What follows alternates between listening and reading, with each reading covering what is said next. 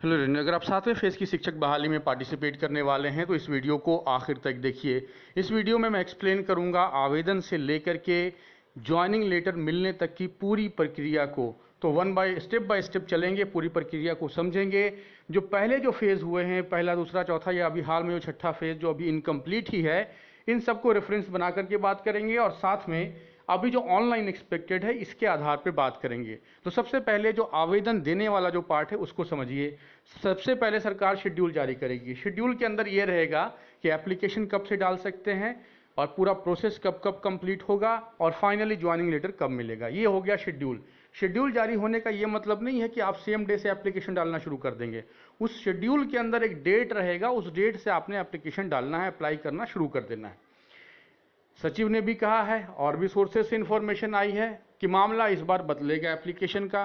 पहले की तरह जो घूम घूम करके पूरे बिहार भर में अप्लाई होता था वो अब बंद होगा और ऑनलाइन पोर्टल के थ्रू, ऑनलाइन वेबसाइट के थ्रू एप्लीकेशन डाला जाएगा। जैसा आप लोगों ने एसटीटी 2019 के लिए 3 साल पहले डाला था, सेम उसी तरह का ऑनलाइन सिस्टम होगा जिसमें आप किसी भी कंप्यूटर के सहारे किसी एक जगह पर बैठ करके अप्लाई करेंगे। अब ये ऑनलाइन पोर्टल कैसा होगा, इसके अंदर क्या क्या फंक्शन होगा, इस बात को लेकर के अभी क्लैरिटी नहीं है। ये किस तरह से काम करेगा, पर क्या क्या पॉसिबिलिटी है, किस तरह से काम कर सकता है, उसको आधार बना करके इस वीडियो में बात करते हैं। पहला बात तो ये, पहली कंडीशन क्या हो सकती है? पहली कंडीशन ये हो सकती है कि आपसे बस एप्लीकेशन ले लिया जाए, आपसे आपका डिटेल ले लिया जाए, नियोजन इकाइयों की प्रेफरेंस ले ली जाए और उस बेसिस पर लिस्ट बना दिया जाए। आप जिस जिस नियोजन इकाई में अप्लाई करेंगे वहां वहां पर आपका नाम मौजूद रहेगा। पर ऐसे होने में प्रॉब्लम है। पहले भी ऐसा ही हुआ करता था, जहां जहां पर कैंडिडेट अप्लाई करता था वहां की नियोजन इकाई में उसका नाम होता था।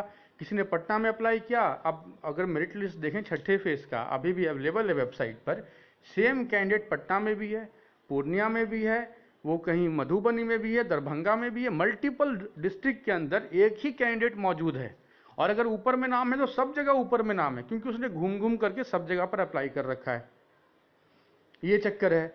अगर मान ली सिर्फ आपसे ऑनलाइन एप्लीकेशन लिया गया और एक कैंडिडेट को मल्टीपल नियोजन इकाई की मेरिट लिस्ट में शामिल किया गया, इस पॉइंट को समझिए। आपसे एप्लीकेशन के अंदर प्रेफरेंस ले लिया गया नियोजन इकाई का, एक से ज्यादा का, और आपको एक से ज्यादा नियोजन इकाइयों की प्रोविजनल मेरिट लिस्ट में मौजूद भी रखा गया, सेम कैंडिडेट कई जगह पर है, तो फिर स्थिति वही होगी जो अभी तक होता आया।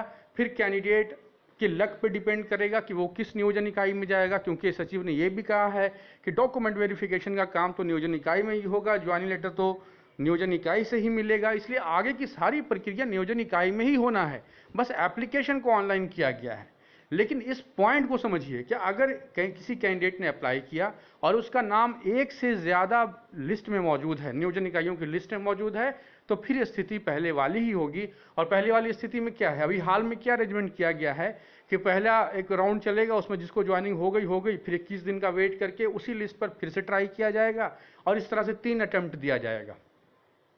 लेकिन ये मामला बहुत कॉम्प्लिकेटेड है, जो सीटें भर नहीं पाती हैं वो, अब ये फिजिकल एजुकेशन टीचर वाले में आप लोग देखिए कि बहुत ज़्यादा सीटें थी, कैंडिडेट आधे से भी कम थे, फिर भी सीटें नहीं भर पाई।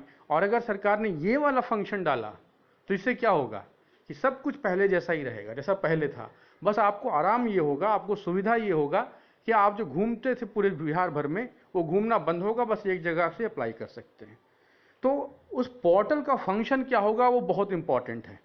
अब दूसरी कंडीशन को इमेजिन कीजिए। दूसरे कंडीशन में क्या हो सकता है कि आपने अप्लाई किया, अपनी प्रेफरेंस को दिया और आपका नाम किसी एक ही नियोजन इकाई में आया, आपकी प्रेफरेंस के हिसाब से, आपकी वरीयता के हिसाब से, आपके मार्क्स के बेसिस पर, मेरिट मार्क्स के बेसिस पर आपका नाम किसी एक ही नियोजन इकाई में आया और उसी नियोजन इकाई में जाके आपको जॉब करना है।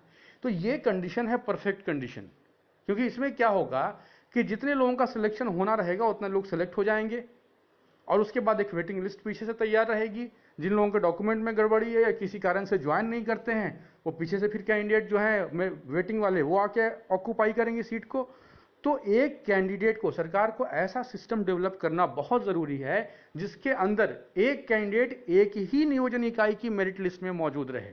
अगर एक कैंडिडेट मल्टीपल नियोजन इकाई की मेरिट लिस्ट में मौजूद हो गया तो फिर वही कहानी, फिर वही जो चौथा फेज, पांचवा फेज, छठा फेज में हुआ है वही सब कुछ फिर से हो जाएगा।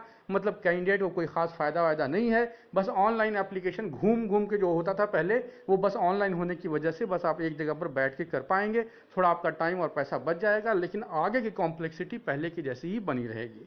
इसलिए एक कैंडिडेट एक ही नियोजन इकाई में गवर्नमेंट अलॉट करे, सॉर्टिंग का काम गवर्नमेंट को करना है। अब दोनों परिस्थिति में क्या होगा?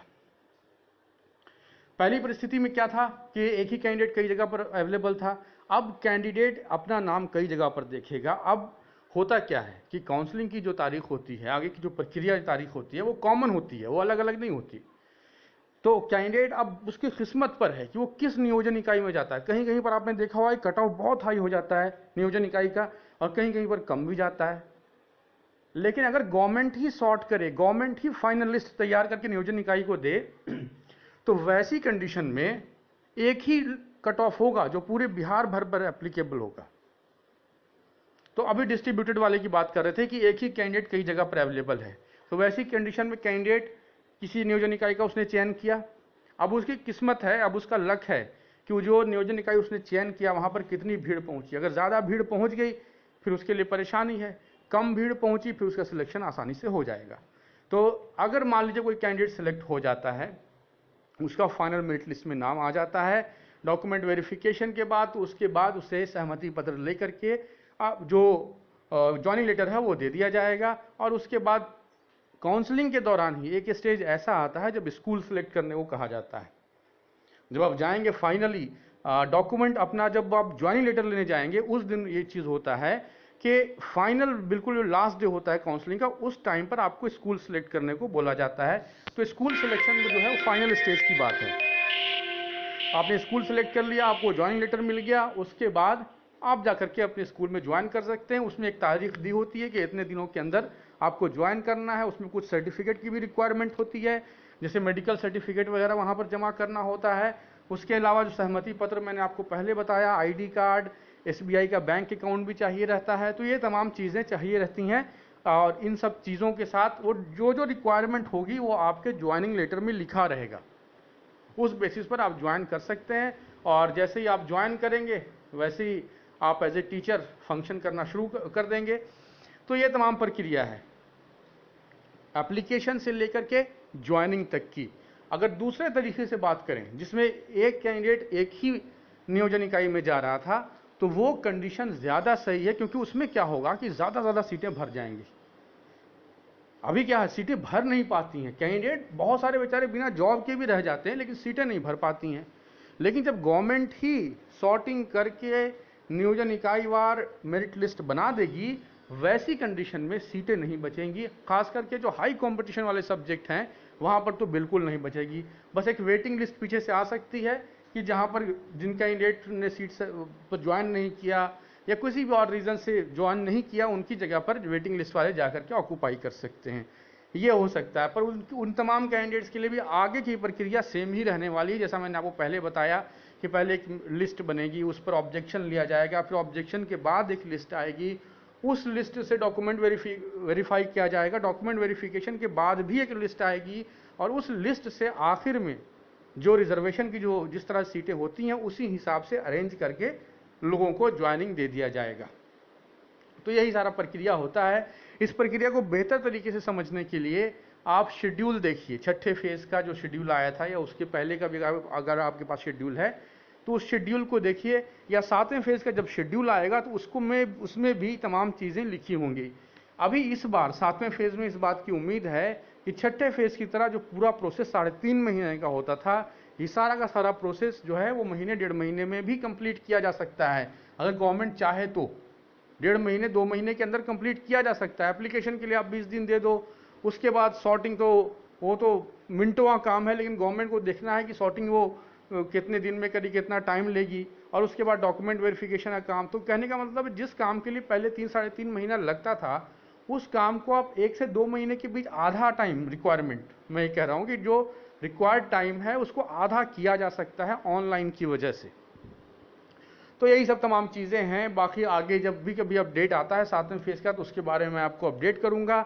जिन लोगों ने अभी तक अपने डॉक्यूमेंट्स नहीं बनाए हैं वो डॉक्यूमेंट्स अपने रेडी रखें, क्योंकि डॉक्यूमेंट्स बहुत इंपॉर्टेंट है। मैं एकेडमिक की भी बात कर रहा हूँ, जिनके पास प्रोविजनल है वो लोग ओरिजिनल निकलवा लें। कास्ट, रेसिडेंस, NCL वगैरह जो EWS के सर्टिफिकेट हैं, जितने भी सर्टिफिकेट हैं ज़रूरी हैं, वो सब कुछ आप रेडी रखें, क्योंकि इस बार ऑनलाइन होने की वजह से आपको ज़्यादा टाइम नहीं मिलेगा पहले की तरह इन डॉक्यूमेंट्स को बनवाने का। तो यही सब तमाम चीज़ें, आगे कोई भी अपडेट आती है 7वें फेज़ की शिक्षक बहाली से संबंधित तो मैं आपको जल्दी से जल्दी अपडेट करूंगा। चैनल को सब्सक्राइब कीजिए।